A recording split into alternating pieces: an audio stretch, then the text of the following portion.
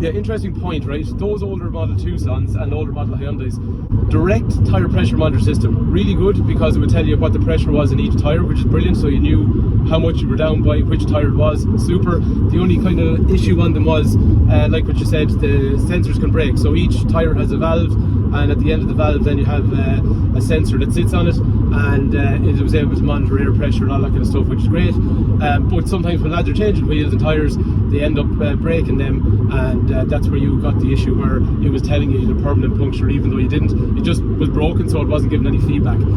So that's a direct system, very accurate, a little bit fickle when it comes to how easily the sensors get broken, but it depends on the person working on it, but they can corrode over time as well. So the other thing then is the newer ones, like the car I'm driving right now, has an indirect system, so I can't tell the tyre pressures on this car, so no longer has sensors in each wheel.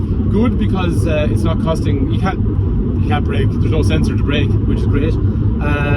But the bad news is I can't tell what pressure's in each tyre, so when I get a puncture, the other thing about it is as well, it will tell me I've got low pressure to inflate the wheel or whatever, but when I'm driving I just can't see the exact pressures, that's all. The only thing I don't like about the indirect systems is, and it's not a Hyundai thing, like we had this in Honda for years, and it took a long time for me to figure out all the intricacies on it.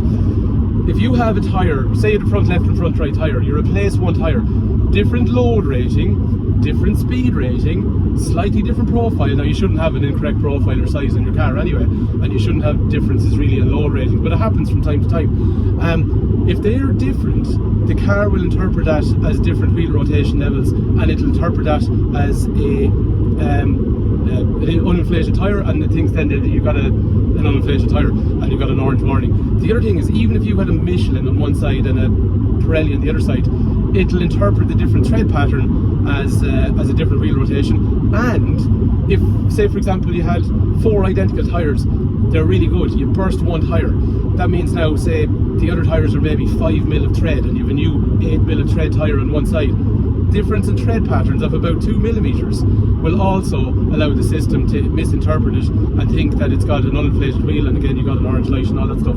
So when you're doing these, you have to replace 2 tyres at a time if you want to make sure. So the front axle has to match, 2 front tyres have to be literally identical pretty much in tread patterns, make, model, all that kind of stuff, tyre load ratings, all those kind of things. The rear 2 have to match each other, the front doesn't care what the back is doing, if that makes sense. So that's an indirect system. So pros and cons: direct system, very accurate, but you know, can falter over time or can be broken by humans.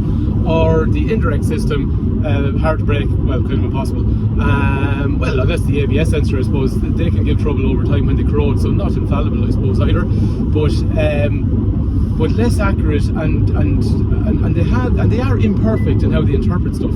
So, but that's the way manufacturers have gone on them. So, direct versus indirect. Thanks for watching.